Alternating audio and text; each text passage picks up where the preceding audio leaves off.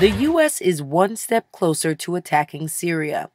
On Wednesday, the Senate Foreign Relations Committee passed a resolution granting President Obama the authority to conduct a strike against Syria. The 10-7 vote was split, but not on party lines. 2 Democrats on the committee, Chris Murphy of Connecticut and Tom Udall of New Mexico, voted against the resolution, while 5 Republicans also rejected the authorization. This included 2016 hopefuls like Senators Marco Rubio of Florida and Rand Paul of Kentucky. I haven't had one person come up to me and say they're for this war. Not one person. We get calls by the thousands. Nobody's calling in favor of this war. I didn't meet one. I was home all month. I went to 40 cities. I didn't have one person come up and say, do they all agree it's a horrendous thing? Yes, we all agree that chemical attack's a horrendous thing, but people are not excited about getting involved. They also don't think it's going to work. And they're skeptical of what will occur with this. But in the end, Paul and the other 6 members were defeated. On the other side of the Capitol, members of the Obama cabinet were making the case for bombing Syria at the House Foreign Affairs Committee.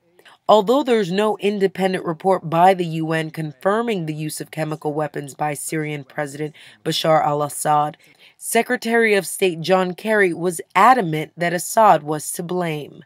The Assad regime, and only undeniably the Assad regime, unleashed an outrageous chemical attack against its own citizens.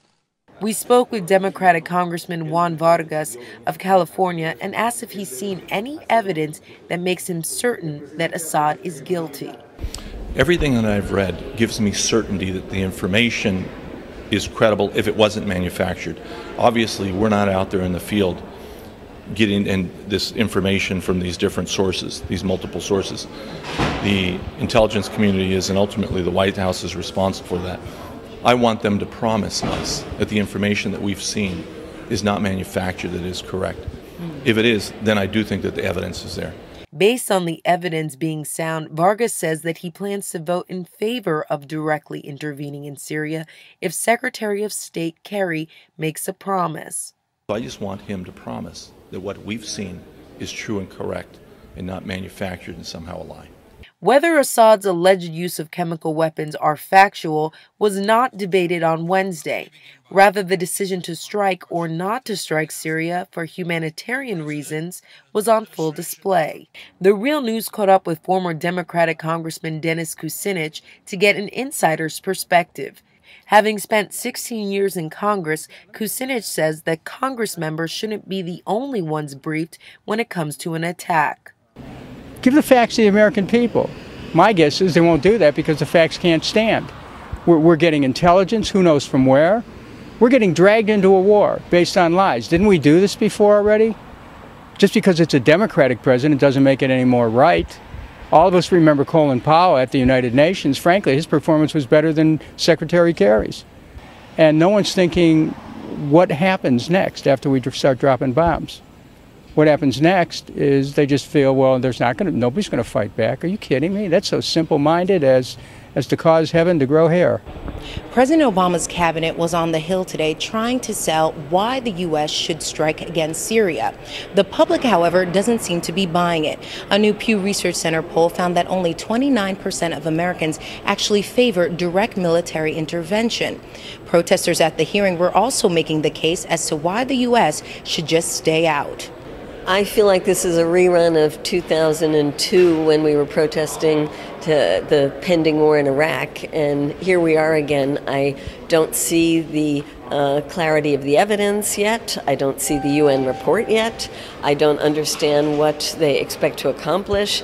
I also see the hypocrisy of the United States having used chemical weapons in Vietnam, from napalm and Agent Orange, using chemical weapons in Iraq, from white phosphorus to depleted uranium. I've seen the babies who have been born with terrible deformations from the U.S. use of horrible weapons. I see the U.S. using drones and killing innocent people in Yemen and Pakistan, where I just returned. What is the moral authority that the U.S. has? Those are the views of anti-war activist group Pink's co-founder Medea Benjamin. She was arrested on Tuesday for protesting at the Senate Foreign Relations Committee.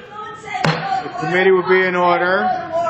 We don't want Please to restore order. Fellow Code Pink members were in the U.S. committee hearing with signs that read, U.S. out of Syria, and their hands were covered in paint representing blood that was on the U.S. government's hands. Some, like Code Pink, are speaking out against military action, and Kucinich encourages more Americans to do the same if they disagree with bombing Syria. I have asked people, I've got on KucinichAction.com, I've asked people to sign a pledge that they'll actually oppose anyone who's in Congress who votes for this war. That's how strongly I feel about it. I've got a lot of friends in Congress, but you know what? This goes beyond personal relationships. This goes to our relationship with our country and each other, and our relationship with the future. And we have to really understand the implications that a war could have, and none of them are good.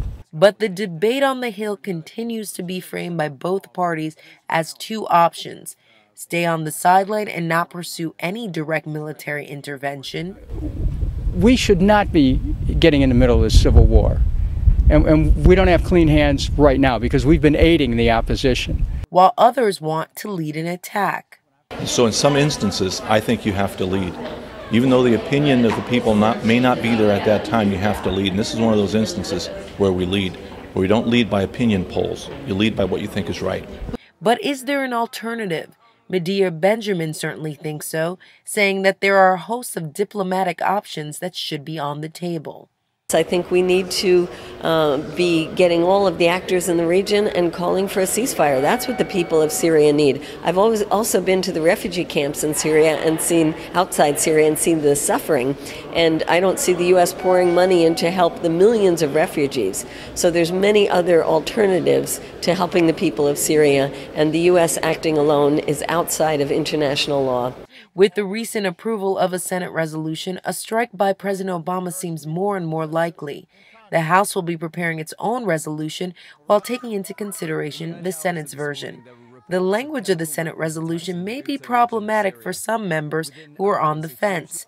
As it states, the end goal of the strike on Syria should be, quote, a negotiated settlement that ends the conflict and leads to a democratic government in Syria. The resolution will go before the Senate for a vote after September 9th, when all members are back from recess. For the Real News Network, Jessica Devereaux, Washington.